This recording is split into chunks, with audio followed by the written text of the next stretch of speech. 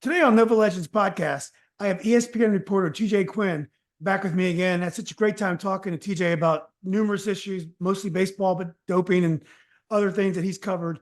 TJ, good to see you again. Thanks for coming back on. Great to be back. Thanks. Oh, sure. Well, let me quickly go back through your background again. You're an '86 graduate of West Potomac, which was a combination of Fort Hunt and Groveton, which we can talk about. You're a journalism major, as is your son, at the University of Missouri. And you had a lot of little gigs doing different things. You were at the Daily Southtown in Chicago, Bergen Record. Ended up at the big Daily News covering baseball. And since 2007, you've been in the Enterprise unit. At least that's where you started. But you're an investigative reporter for Sports Center. Did I get that right, TJ? Pretty close. Yeah. Pretty, It's the investigative enterprise unit. I mean, it's just all general ESPN, Sports Center now and then. But yeah, we're just kind of a big investigative family. oh, okay, great. Yeah.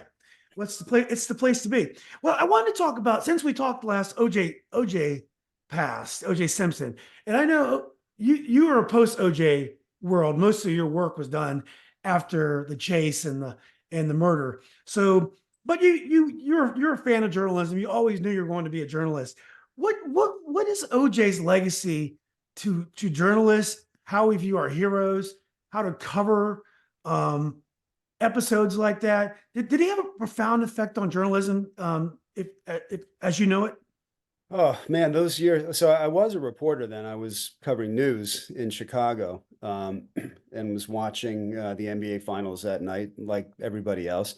Funny little side note, I was living in Chicago and we were at some friend's house and they went to get local reaction, went to a bar, and the first person they interviewed was my cousin. Just complete coincidence. All of a sudden there he is on camera, who made Mhm. this fantastic point in the moment. People are treating this like it's a sporting event, and forgetting that two people died, which was, it was, it's one of the things that sort of stands with me was how we looked at it as entertainment. It became entertainment. And the, when I grew up, OJ was, he was getting toward the end of his career when I was really aware of him as a player, and you just knew he was great. And he was, I mean, you and I would remember that he was, pitch man for everything. And you'd see him on commercials all the time, and he seemed like just the safest person in the world. And that was, one of the legacies, I think, as a journalist, looking at the trial as a journalist and thinking about how we thought of OJ in the 70s and in the 80s, and that there was something safe and accessible for him, for white America, and Mm. that seeing the trial, seeing how people reacted to the chase, the people lining the highways, saying "Go OJ, go," and you started to see this divide in this country, that even somebody who thought they were aware, somebody who thought, he understood these issues, started to see, wait, I'm missing something. How can this people be so split on this guy? And as a journalist, I mean, again, this is right after Rodney King, and you've got the ubiquity of cable television, the ability to, when I was young, just getting into journalism, cable TV wasn't really a thing. I mean, that, it really all changed with the Gulf War. And when I was in college, and all of a sudden it really became cable TV, CNN in particular, became something that you had to go to all the time. And, so Rodney King, OJ became these two massive stories that attracted the whole country's attention while showing these incredible divisions. And it showed you that the news game was changing, that journalism had been so narrow before that. And by that, I mean, you work for a paper, you work in a market, you have an audience that you interact with. You didn't have these kind of national conversations the way you did. Because when you and I grew up, it was a half hour of network news in the evening, and you read a paper, in the morning, maybe a couple. And that was kind of it. It was so contained. And so part of what they changed was this national focus on these things and a prism into issues that a lot of people in this country thought, didn't we deal with that? Didn't we deal with that in the 60s, the 50s and the 60s? And all of a sudden, why are we still talking about these issues? I think it radically changed. Or I don't know about changed so much, or exposed the changes that we were seeing, both in terms of news and the culture and how we reported it. Yeah.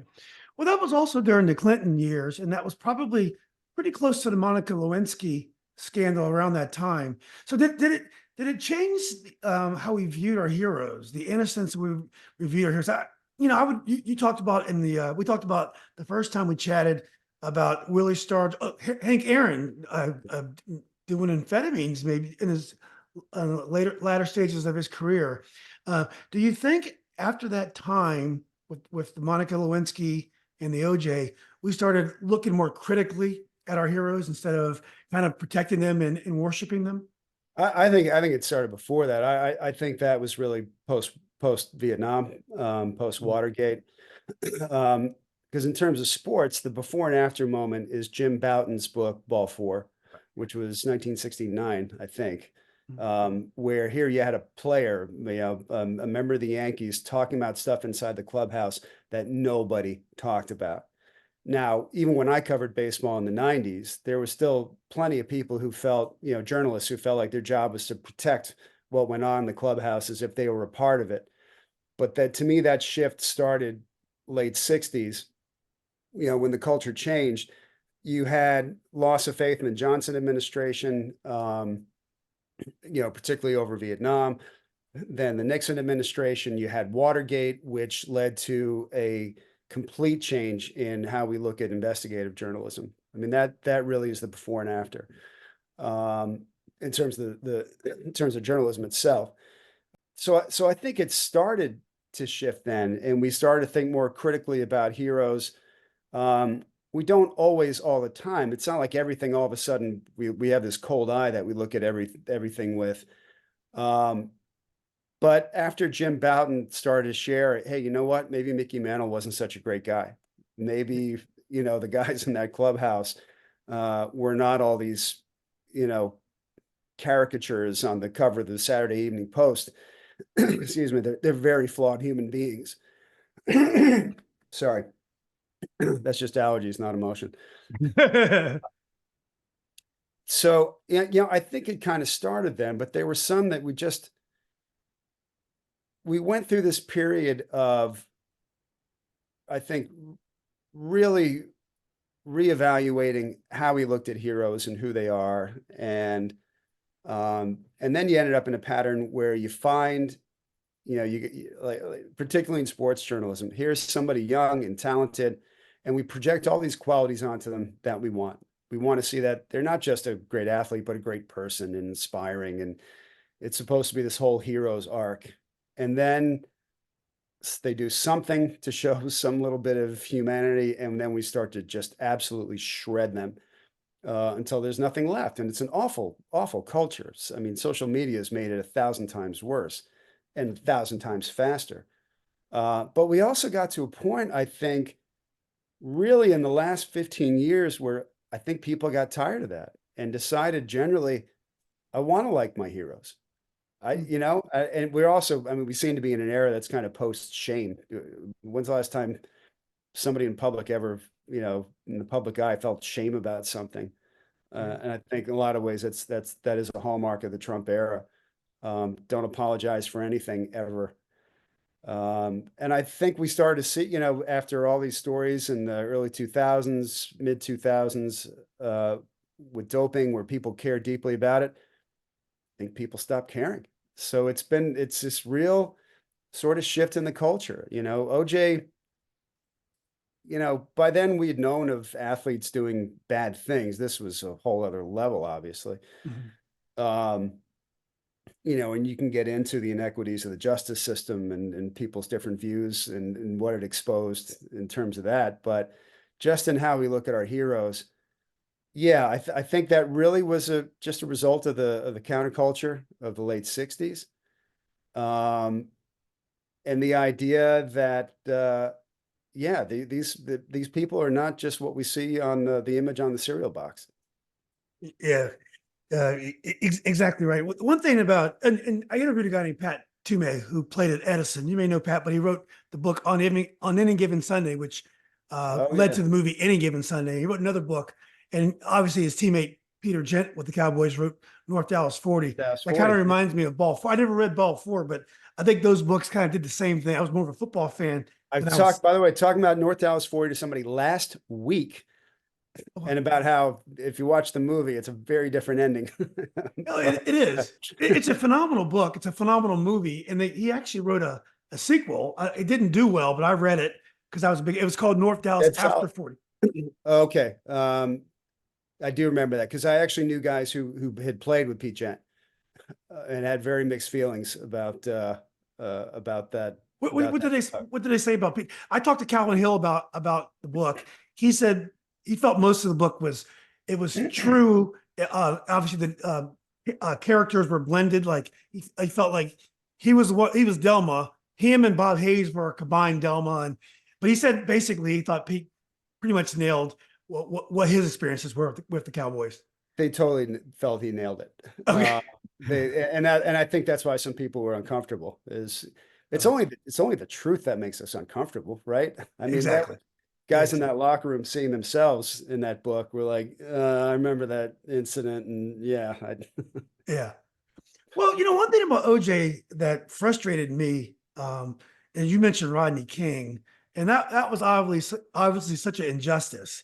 But I didn't really know about the LAPD's long history of when I think of racism, I think about Mississippi burning. I never thought about LA until some documentaries in the last 15 years about the police department there. So I was surprised at how race took over the OJ trial. That really shocked me. And recently, like for example, the Caitlin Clark situation. Here's this phenomenal player that I mean, she's captivating, and every time people start talking about her, it quickly goes to race. yeah. Um, and when you're an investigative reporter or a journalist generally, are you surprised sometimes when race is a factor? Do you write about something and then race becomes a factor and it surprises you that it was such a factor? No, I mean, and I speak for no one but me. I mean, to me, it's that's the American legacy Mhm. is that it is absolutely everywhere and you cannot separate it. Yeah. And it's the myth of sport that somehow you can. Um, that the legendary New York columnist Jimmy Cannon, writing about Joe Louis, in the 40s and saying, he using what was a very common expression at the time, he was a credit to his race. Yeah. And then the hugely progressive kicker to that was he said he was a credit to his race, the human race. Yeah. And which is a nice sentiment. And you look at it now and think, how is that ever, you know, Yeah. um, how is that ever acceptable or laudable, which it was for its time. Yeah. Um, but you can't, there is no part of American history where you can't look back and say that it was ever separate from sport. In sport, we kidded ourselves that it's about merit. Yeah, how long it took Archie Moore to get a title shot, Mm. Yeah. anybody know anything about Jack Johnson's life and Oh yeah. what he went through?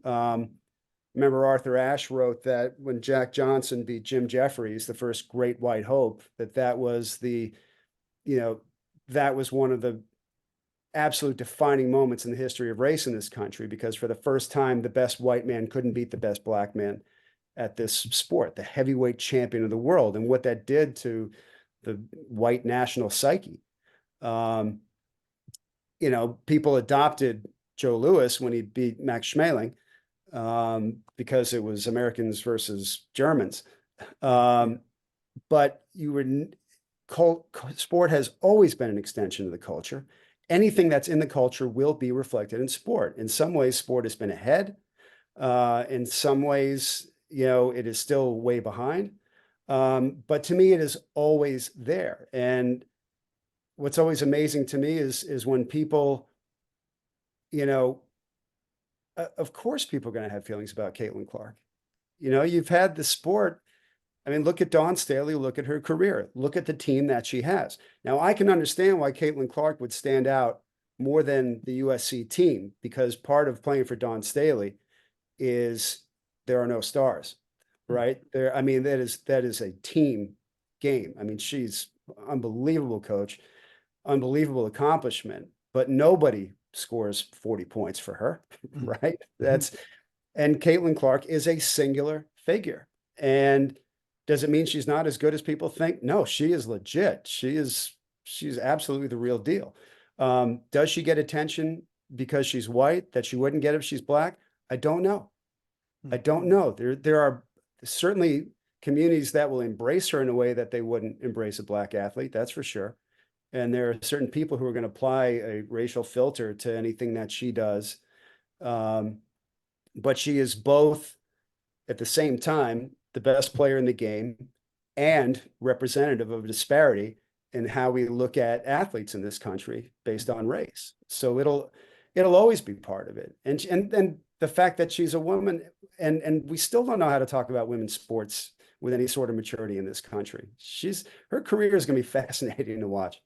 It really is. But there's been other great white professional basketball players, Taurasi, Bird. There's more. And Taurasi was also a phenom. Maybe she didn't shoot as far away, but she was an unbelievable player. But there's something different about Caitlin Clark. Maybe it's because she doesn't look like the most athletic person in the world. I don't know if she's better than what came before, or is there something different about her that's captivated audiences that either are against her or mostly support her. I mean, it's something I thought about a lot, especially watching the tournament this year. I saw a few of their regular season games. I mean, it's funny. I grew up in a Georgetown family. I went to the University of Missouri, and I've watched probably more University of Iowa women's games than any other team this year. I don't watch a ton of basketball anymore, but yeah, I mean, on one level, where she shoots from, is part of how does she do that? How does she hit from there? She is a captivating player. She is a fierce player. So I think those things kind of draw you in. I think another thing is her career has coincided with women's basketball, women's college basketball starting to really find its market. All of a sudden, it wasn't ESPN2 anymore. We had it on the main network. We had it on ABC. And so that's been one of the lessons. She's come along at the same time that people are really discovering, put the product out there, people will come to it. It ends up being one of the most watched games in history. So it's a combination of the medium changing. Now she's accessible in a way that previous athletes weren't. I mean, some people saw Diana Taurasi in college. Some people saw Sue Bird. I mean, they're unbelievable. But also, as great as they were, there was just, I mean, unquestionably great. But it's not the same thing as there are other great players besides Jordan. But there are certain players you could not take your eyes off of. Exactly. And when my son's getting this argument about LeBron versus Jordan, I'm like, you weren't there. I was there. I'm telling you, he was different. Michael Jordan was from outer space. She has that kind of charisma, I think.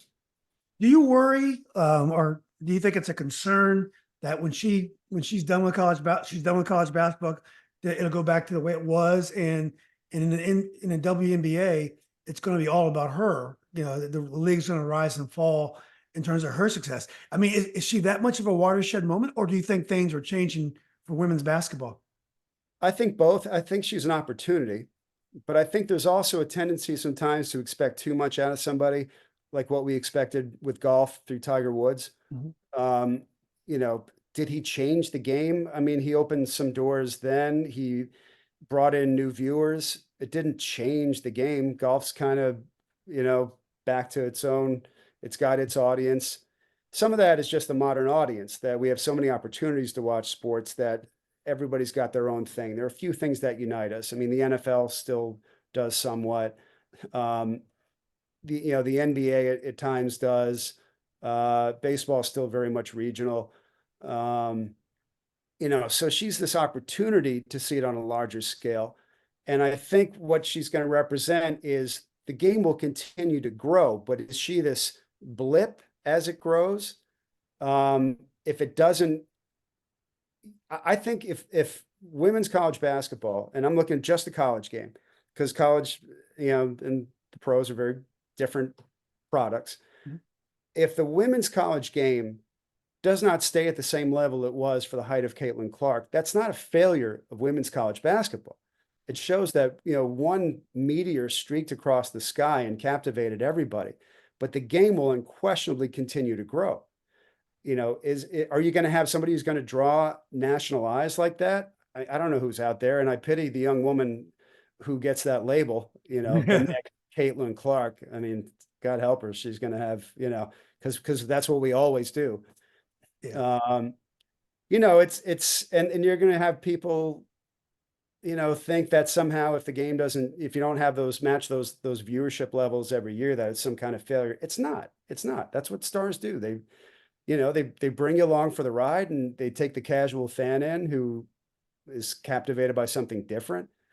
But I think the game's just going to keep growing because the quality you have, for one thing, you've got greater parity than you used to have. I mean, the UConn teams, the Tennessee teams before that were amazing. But the blowouts, a team's ability to just roll through opponents like that is of limited interest. Now that the game has matured and it's a better product, I think the audience is going to be there. Yeah. Did you ever want to cover basketball? I'm sure you've done a little bit of it, but did you ever want to be a beat reporter for basketball like you were for baseball? A little bit. I mean, it was when I was covering baseball in Chicago. Part of my job in the off season was backing up our Bulls writer. Mm. And so I got to, from September on, because the White Sox were not playing in October, I was over at the United Center and, covering Jordan and Pippen and everybody else who came in. It was, 96, 97 was a pretty great time to be covering the NBA. Yeah. And, I got to help cover an NBA championship, which was, pretty amazing. And it was, I think I would have liked to, but, I was a baseball writer and knew that's kind of where my bread was coming from. And to start over with basketball would have been extending that life as a beat writer for a long time. And that grinds you to death. I mean, I did it 7 years, which is really nothing compared to a lot of the people I was around who would do it for 20, 30 years sometimes. But when you got a family, it is a rough life. It's, first time I came home and my daughter barely recognized me when she was a baby, I was like, I don't know how much more of this I have in me. Right. And so, yeah, I thought about it. It would have been great. But you also don't always get to cover a team like the 96, 97 Bulls, and anything else would have been a letdown. You make it the 23-24 Wizards. You got to watch what you ask for. So is it a different skill set? I know you covered the Olympics, and I imagine you've probably covered a little bit of everything. I know you've done some cycling, you've done a little bit of everything in your work. But is it a different skill set covering like baseball, football and basketball than baseball? I would think the tempo is so much different in those sports. Football, you get to get ready for that week. You're talking about injuries and you're building to a crescendo at the end of the week, whereas in basketball it's probably more like baseball. But what about the skill sets of those three different sports? That's a really interesting question because you can't cover them the same way for the reasons that you just said, right? Football, it's a once a week thing. And then the whole rest of the week is injury reports and how are they going to adjust to this and previews and matchups. And it's all speculation. And, with baseball, you have a game every day. But the other thing with baseball that to me has been kind of a shame with sports writing is it became so heavily analytical. And you had people, because you can rely on numbers in baseball the way you can in no other sport because the sample size is so much larger and the stats are so much more significant. It's good for the game of basketball that people have been able to apply analytics to it and develop the game and recognize. I mean, I miss the days of an offense built around a big man because that's what I saw when I was young. But the analytics showed that No, that's not what's effective, depending on the big man. But it's a useful tool when you're writing, but it can't be everything. It just gets so boring. And I don't want to know. Sometimes, all right, sometimes I want to know the exit velocity on a ball that a guy hits, and like, wow, that went 480 feet. What was the exit velo on that? But that can't be all it is. And what should be the same on all those jobs is they're stories about the people. You're telling the stories of those people, and that to me was the best thing about beat writing. Was look, I covered Mike Piazza as one of the greats in the game. He's amazing. His arc as an athlete isn't all that interesting. He's a great player. Yes, he was drafted very low. He became a breakout star with the Dodgers. I got him when he was traded to the Mets and signed as a free agent. Then it's just, okay, what level of greatness is he, as he moves through his career? But to tell the day-to-day stories of some of the guys who were in there, that was the beauty of it. And you treat it, when you look at it, to me, it was more interesting when it was more literary than analytical. And that's what all those sports should be. The NBA has more of that opportunity from the day-to-day stuff. And because you've got, 5 on the floor at a time, and the individual stands out so much more than the anonymity of the NFL, besides the quarterbacks.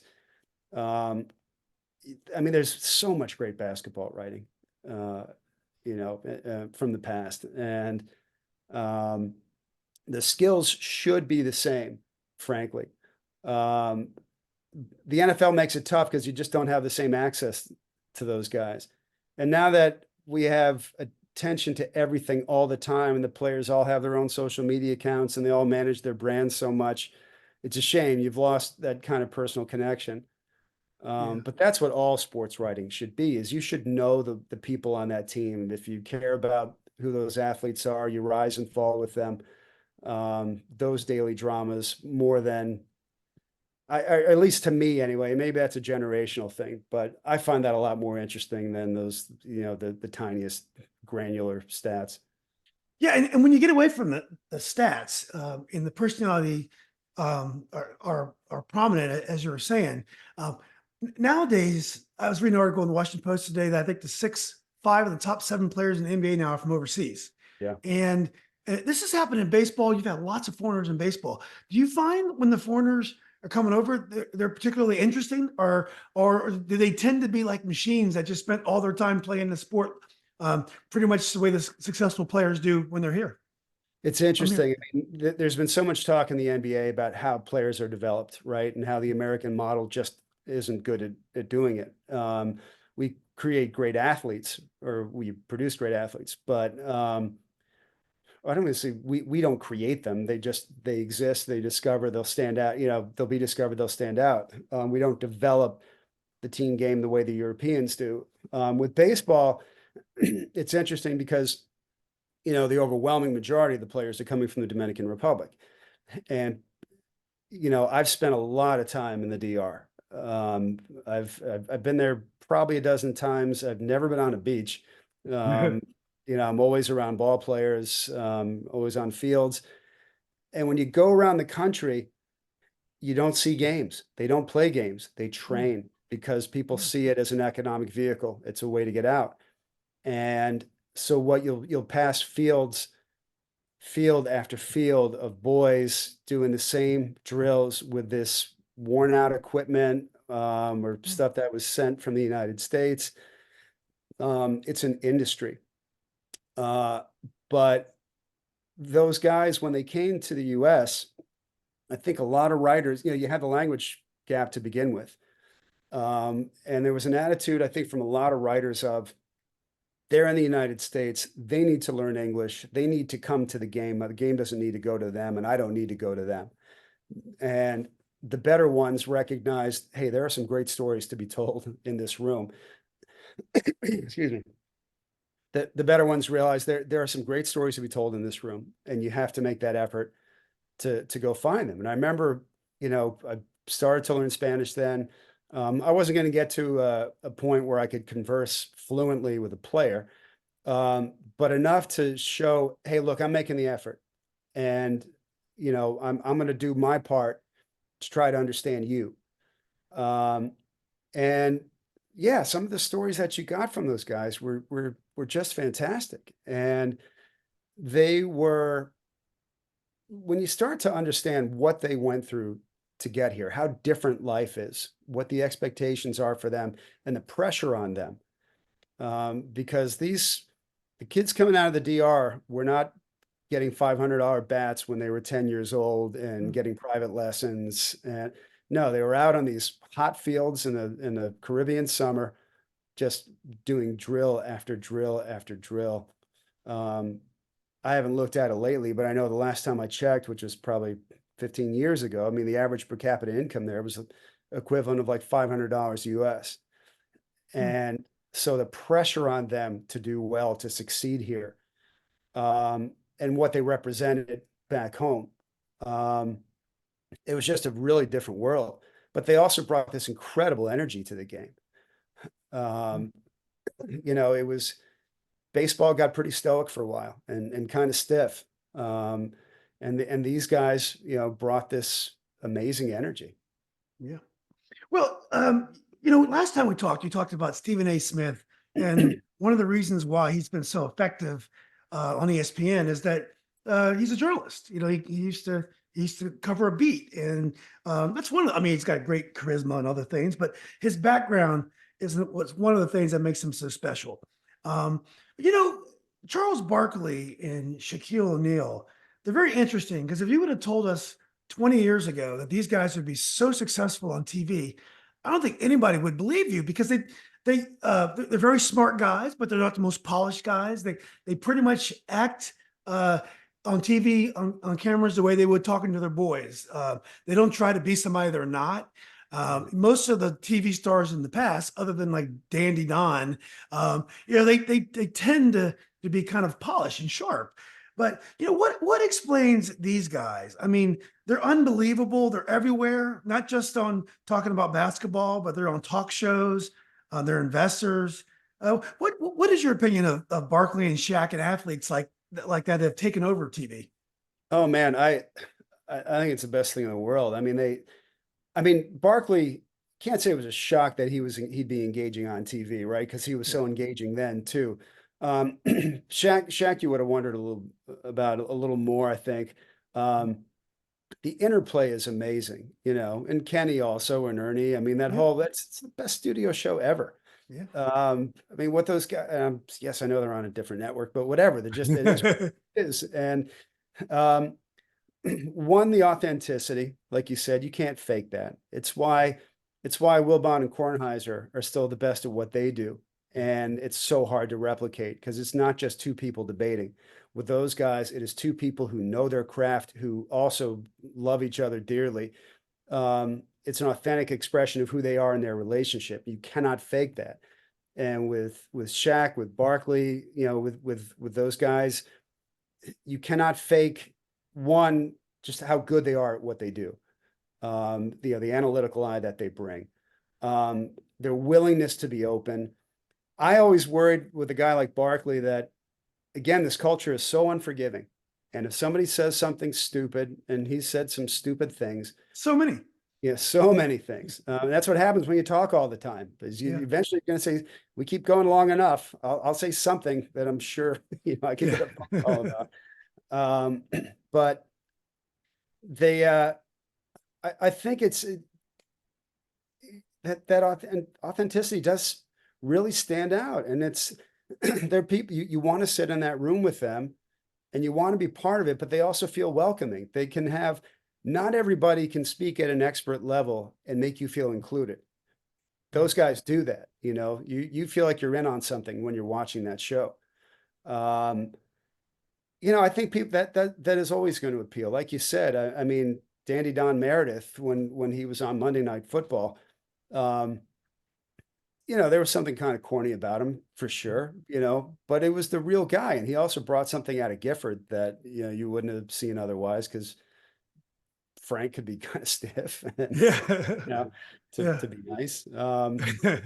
People, yeah. And Howard did an amazing job of keeping them going, even though there was tension in there. I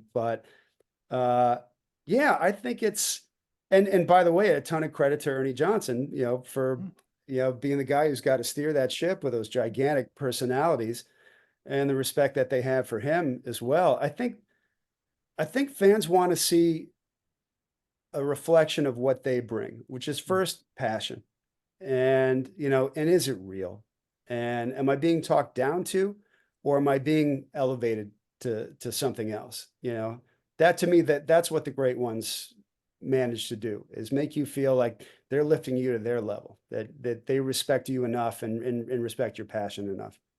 Yeah, I don't think Ernie Johnson is perfect for that role, kind of the straight guy, because you couldn't have any more personality on that set. So, and I'm not saying Ernie doesn't have personality, but you couldn't. Right. He's perfect for that. But I did want to ask you, and I didn't want you to say anything about your employer. We mentioned earlier making mistakes on air, but there were some high profile layoffs over the last few years, and some of them are very surprising. Um, are there, and not just ESPN, this is going on throughout the media because the media is changing so Yeah. quickly. Where do you think it's heading? What are the type of people that are going to be successful? I mean, a lot of the people that have been in media have been there for a long time. And like those jobs don't open up. But where do you think it's going? Where is the success going to come from? Oh man, they're trying to figure that all the time. Mhm. I mean, where you see the industry going is away from, what we refer to as linear TV, where show is scheduled, you watch it at a given time. Um, Everything is highlights now. Everything is, you're seeing clips on social media. Um, it's on demand streaming content with the, over the top content. My network is headed that way. Uh, and it is a constant experiment. I mean, like the ongoing conversation about Pat McAfee. I was And gonna bring him up. yeah, I mean, he's someone who came with his own audience built in. And there are some old school media people who are deeply uncomfortable with that. Um, and this whole discussion over his ratings on the linear show, the show as it appears, are not that, have not been that great. But is that a reflection of the audience that he brings or not? Hmm. Eh, how do we measure, what he brings versus anybody else? And what everyone in the industry is trying to do, I think, is catch lightning in a bottle. Who's the next hot thing? Who's going to stream? It's a question of who can hold an audience for a long time. Like Stephen A is one of those people who's been able to do it. Skip Bayless went over to Fox. The numbers are not there. The eyeballs Yeah. did not follow him there. And Shannon Sharp got a little tired of it after a while. And it showed once again, you can't just replicate the dynamic. Um, people aren't going to go for that. And look, to me, there's a kind of quantum randomness to the whole thing, that we think in terms of algorithms these days, that if you just plug in all the right metrics into the computer, it's going to spit out exactly, the right next thing. Um, People don't operate that way. They don't know what they want until they see it in front of them. That's part of what made Steve Jobs brilliant, was not, giving people what they wanted, but figuring out what they wanted before they knew they wanted it. And so there's going to be a ton of experimentation in that. Um, the question is always going to be, where's the money going to come from? What are people willing to pay for? That's what drives our side, the industry side of it. What's going to sell as a product? Um, for someone like me in journalism, what we kind of half jokingly refer to as capital J journalism, where that's your whole thing. No one's paying me for hot takes. You're the first person to ask me about my opinion on any of these things in a while, right? So, um, there's always going to be some appetite for what we do, because people are going to want a set of facts that we can agree on. Um, well, even that's a whole conversation, because a lot of people don't want a set of facts they can agree on. They want a set of facts that backs up their view of the world. Um, where do we fit into it? We don't know. It's ESPN has shown repeatedly. This is not me saying this as a company man. I'm still there because I believe this, that there is a commitment to what we do in journalism. Our unit expanded over a lot of the cuts that we had over the years. Hmm. I lost some amazing colleagues and some very dear friends, um, who were part of those cuts, and it's awful to see. But for my part, the journalism, the commitment's still there because the money's still there, and they're putting the money into it. They're letting us do those stories. So I'm still, very proud to work there, and not looking to go anyplace else, because who else is putting these kinds of resources into the work that we do? Am I thrilled with everything? No, nobody ever should be where they work. Then you're not a human being. But I'm proud of what we do. But then in terms of product, live sports are gold. They're the few things that, all these companies, that's what they want to get. It's why Apple went into it. It's why, every one of these companies recognizes the value of live sports, because it's a one place where you draw eyeballs from all over the place at a given time. But nobody's really figured out exactly what it's going to be. And now you bring AI into it. And, I feel like I'm at the birth of, at the dawn of electricity, where I know how much I don't know about how this is going to change the business. And so we're all just kind of grasping in the dark right now. Yeah. Well, TJ, I interviewed a guy named Jack Gilden. He wrote a book called The Fast Ride about Spectacular Bid. Jack is a Baltimore guy. I don't think he'd ever written books in his life, and he wrote one about Spectacular Bid and one about the Baltimore Colts in the '60s. And the books were unbelievable. I couldn't put either one of them down. I actually interviewed Jack about the horse racing book, The Fast Ride, and it told a story about a trainer named Bud Delp. You may not have heard of him, but he had a lot of success in the '60s and the '70s. And the races of those days there were lots of drugs, there was prostitution, there was a little bit of intimidation and bullying going on, and it was a pretty lurid tale. But you just couldn't put this book down. Anyway, I interviewed him, and then on Facebook, he was challenged about his book by a Washington Post reporter named John Shyman. I don't know if you know John Shyman. He used to cover the Colts, and he covered horse racing for a long time for the Post as well. But anyway, Shyman's big point of contention was he didn't talk to Buddy Delp's widow, who was in her 80s now, and it's unclear what her memory was. But he was really mad that she wasn't consulted. But all in his book, he talked to the jockeys, he talked to everybody else except for her. And I partly defended Jack because I enjoyed the book, and I interviewed him, so I guess I felt kind of responsible. When you're a reporter and you're writing these books, do you have to talk to every single person? Would you have to talk to someone's widow about things that she wasn't even there to witness? All she would hear probably were things that Bud Delp would tell her at night. What would be your opinion on that? And I know this has got nothing to do with your job, but I was dying to ask you this anyway. Yeah, no, I hear you. If you look at it as a broader question of, how far do you go when you're reporting? How do you know when it's enough, right? I know nothing about him. I know nothing about her. I know nothing about the story. I don't know I don't know when they got married. I don't know if she was with him in those years. What I can tell you is, however many people I talk to, it always feels like it couldn't have been enough.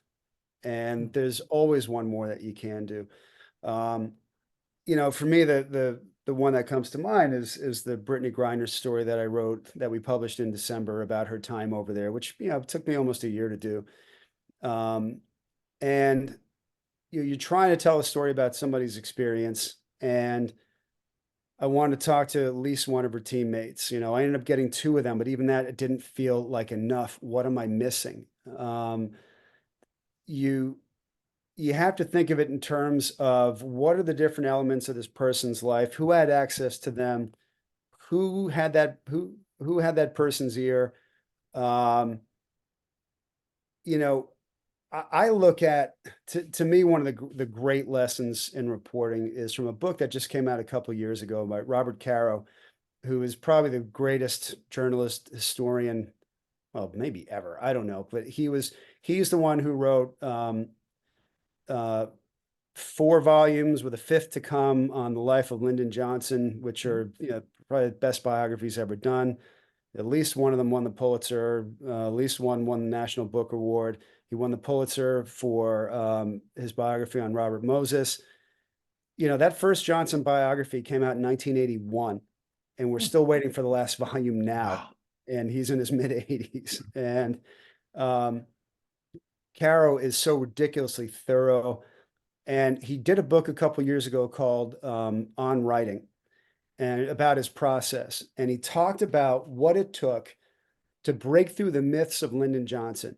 And I mean, they're not just about Lyndon Johnson. They're the story of the American 20th century, and you know how much Johnson was there for all of it. But he talks about all these myths from his hometown about how what a great guy he was and the great family life and all these things. Caro not only moved out to Texas, you know, he's a Brooklyn guy. He moved out to Texas with his wife to let people know, no, we're serious. We're not just going to do a hit and run, tell the story of this man's life and leave. He actually, in order to talk to Lyndon Johnson's brother, the family home is an historic landmark, and he got permission from, I don't know, it was a Park Service, whoever, you know, manages it, to get permission to take Lyndon Johnson's brother there to the home, sit at the dinner table during dinner hours. So the light would be the same, the room's the same, the sounds, the smells, to put him in that room long after Lyndon Johnson died, and to sit behind him so that he's not looking face to face and engaging with a person, where he's really just engaging with his own memory. And he's asking him about what went on at those tables with his parents and the relationships they had. And suddenly his brother says, everything you heard before is lies. None of that's true, and breaks down and tells him in a way that nobody ever had the truth about Lyndon Johnson's upbringing. I don't have that option on every story, to take somebody to a national landmark and to their family home and recreate that. But what it shows you is that even good reporting won't always get you to where you need to be, because there's a lot to break through. There are people's memories which are deeply fallible. The human memory is a terrible thing to rely on. Even when they're in good faith, thinking they remember something. Confirmation bias is a huge thing to overcome. Myth is a huge thing to overcome. And what it took him just to, you know, Robert Caro, to do that. I mean, again, it's been 40 years since that first volume came out. Wow. And he's still at it. And so when it comes to, you know, should you have talked to one more person? The answer is always yes. Can you talk to one more person?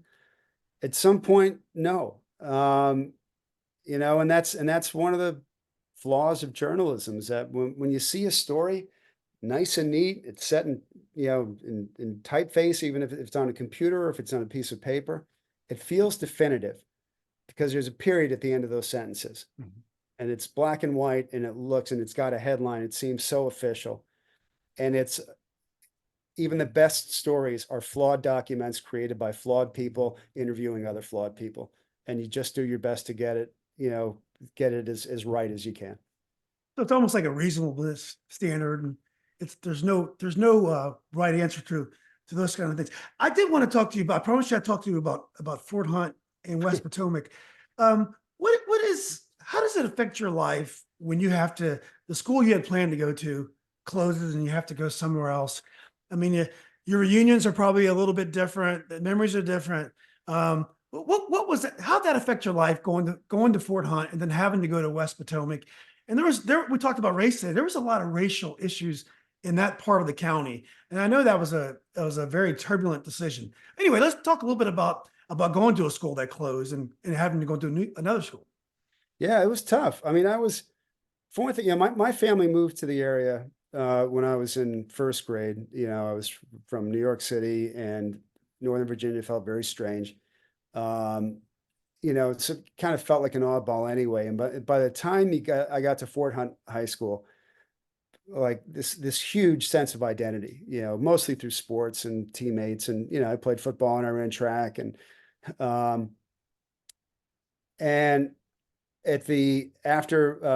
our junior year, and I will never forget it, it was the Fairfax County school board voted on March 14th, 1985.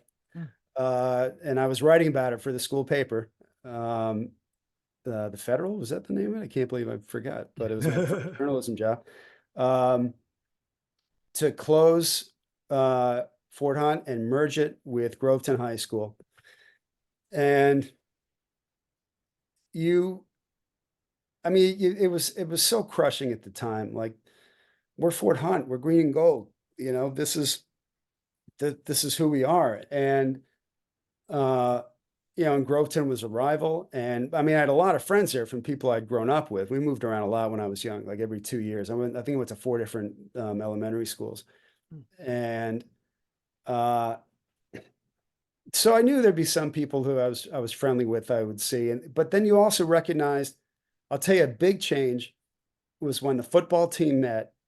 Now, Frank Cornetti was the football coach at Fort Hunt, and then he accepted a job at West Springfield, which was crushing. Now, Frank Cornetti is still one of the most important people in my life. His son Todd is one of my closest friends. He went to Annandale, but I've interviewed Todd. He's great. yeah. Oh, I didn't even know that. Yeah, Todd is my brother. Todd and I are still as close as ever. His parents were a second set of parents to me. And so when Frank Cornetti decides to go to West Springfield, it's like, oh, this is real. This is really depressing. And then Danny Meyer came and had our first meeting with a football team. And I still have the shirt upstairs. It does not fit, but it was a West Potomac Wolverines practice shirt, undershirt that you wore under your shoulder pads. And it said on the back, "The tradition begins now." And his energy in that meeting was, whoa, maybe this isn't such a bad thing. Maybe we get to create something. And he had this, again, as much as I love Frank Cornetti and still love Frank Cornetti, it was like, okay, there's life after this. And here's something that's exciting. And I remember the way he came in and said, you guys are, this team, you're a Wolverine, and a Wolverine's an animal. Get in there, rip out your jugular vein. And he's got all these, all these teenage boys frothing, like, yeah, let's do this. And we come into this new school, and how's it going to work? And the paper is brand new. And I was going to be the editor-in-chief of the paper at Fort Hunt. And now all of a sudden I wasn't. I went to Jim Rosenfeld, who was still a friend, who was a brilliant guy I knew from 3rd grade. So I'll concede it to him, but everything was creation, and I talked to Danny Meyer and my old athletic director, Jeff Dietze, about this a couple of years ago. I caught the first interception in the history of West Potomac High School. I was out of position. I was an outside linebacker, and I caught it in the deep third. It was against Fairfax, second game of the season. And I remember on the Monday practice, Coach Myers handing out the stickers for our helmets.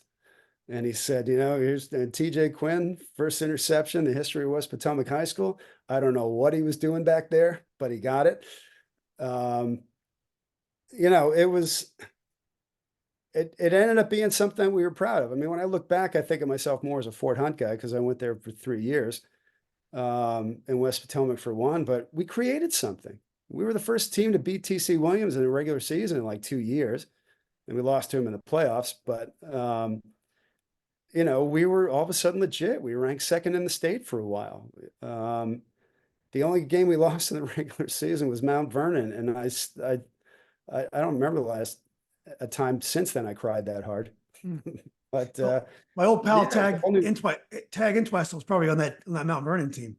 Might have been. I know my former ESPN colleague Ed Cunningham, was on it, and when he was in Ed went on to play at the University of Washington, and then at least 10 years in the NFL, and amazing guy, Academy Award winner, by the way, produced a documentary.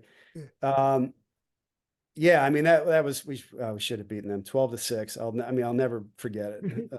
It was, and this is 1986. This is not recent. No, it's not recent. No. And No, but it was this whole new identity, and it was an amazing thing. And get to be one of the captains, and you know, I, however I feel about football now, and the dangers of playing at that age, it was, that being on that team changed everything. Mhm. So I interviewed a guy named Mickey Thompson. You probably don't know Mickey because you've been away, but Mickey is a legendary coach out here in Loudon at Stonebridge, which is in Ashburn. Yeah. And Mickey was Danny Marr's assistant coach in Orange County near Charlottesville when Mickey started coaching. And Danny, was an incredible coach there. He said every week he had a new mind game he played on the team. Like he would write stuff on the chalkboard and accuse the other team to have written that stuff, which is like almost impossible because they're separate locker rooms. But do you remember Coach Meyer playing head games on you guys to get you fired I up? don't remember. No, I don't remember that. Maybe that's something he added to his skill set later. But he would, I mean, but I still quote him to myself all the time. I mean, it was, and I'll say this to kids that I coached. I say it to my own kids. You get better, you get worse. You never stay the same. Take care of the little things. The big things take care of themselves. Um, it's funny because a lot of us started to talk the way he did, that distinctive Pennsylvania kind of speech. But then you realize, well, he learned it from Lou Holtz, when he was at NC State. That's right. So we're all actually doing bad Lou Holtz impressions without realizing it. Yeah. But he was, oh man, could he motivate you? And it was funny at the end of, so we played a 4-4 defense, and I was an outside linebacker and a pretty undersized one. I mean, I was 5'9", 165, and the other three linebackers were just studs. Randy McCray, who was all met, 6'1", 2 something. Dean McKnight, 6'4", 220, I think. Bobby Reddish, Cam Reddish's, I think he's uncle or cousin, I think uncle, but Bobby's 6'5", over 200, and then me. And so if you're the other team, who are you going to run at? So I think I was second on the team in tackles, not because I was a good player. I was mediocre. I'm not, it's just a fact. But they'd run right at me.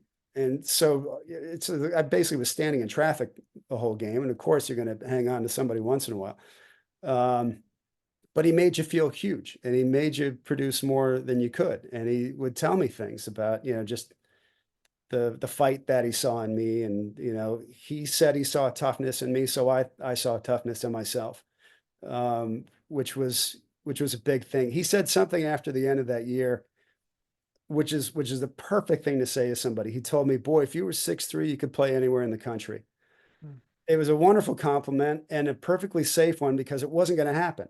Right. Yeah. I don't think I could have played anywhere in the country if I was 6'3", but whatever, Yeah. Andy Meyer made me believe in myself. It was, I don't know about the mind games, and maybe he just was so good at it. And now that you say that, I can think of one that he played on me that I can't repeat, where he did kind of trick something out of me. So some credit to you, Coach Meyer, for that.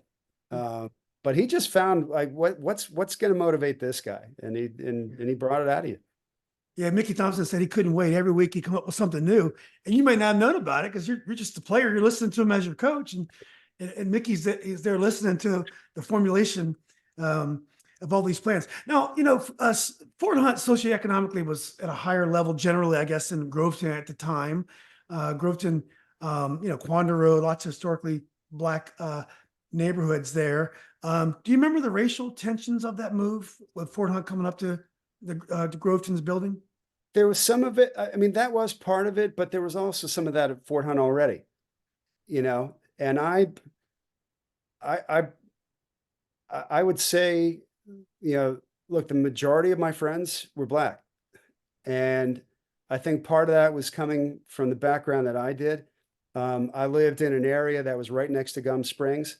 You and I were introduced by our mutual friend, Preston Green. Preston's younger brother, David, was also, is college professor where you are. Yeah. David is one of, closest friends I've ever had in my life. I saw part of the split at Fort Hunt through their eyes. And if you would have asked the average white student, is there racial tension at this school? They probably would have said no. You ask, any black student, they would have said, yeah, of course there is.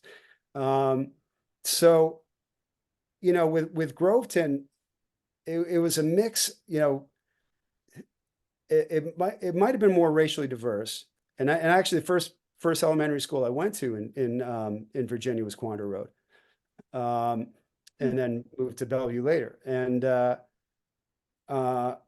when we were talking about that move, but I also knew that you had a student body, the white student body at Groveton was not as conservative as a lot of the white student body at Fort Hunt. It was, politically, it was a more conservative place. And look, it was a shock how openly racist some people felt they could be, and I'm not saying all my classmates were like that. No, I mean, there were some people I loved dearly and still love dearly, but there was an openness. And again, this is the 1980s. It's, it's a couple of years ago. So that I was aware of it at Fort Hunt, in a way that sort of made me think about the merger with Groveton differently. So I know sometimes there was this coded language, about lowering standards and things like that, that I don't know that I necessarily would have been aware of at the time if it wasn't for black friends pointing it out. Things that, I would take for granted. This white kid's a friend of mine. I've never heard him say anything stupid, but I've had black friends who said, all right, well, here's what you don't know about him. And so, I remember it was an issue, but everybody spoke in this kind of coded language. Yeah. Well, look, TJ, this has been great. I did want to ask you one question. I mean, look, you've reported on Brittany Griner, Balco, some of the biggest stories of our time. But this is an election season. You did some political work in Utah when you're first getting started. Did you ever have the inclination to cover politics? Would you enjoy that kind of blood sport? It's probably similar in that you have the beat reporters who covered the election and they're at all the primaries, and you have the investigative types that are inquiring into the things that go wrong with the candidates. But anyway, did you ever have any inclination to get involved in the politics? Absolutely. That's what I thought I was going to do when I started in journalism. In fact, when I was at the Salt Lake Tribune for a year, I was being groomed to be a political writer. And I thought that's what I wanted to do. It's what I wanted to do in Chicago.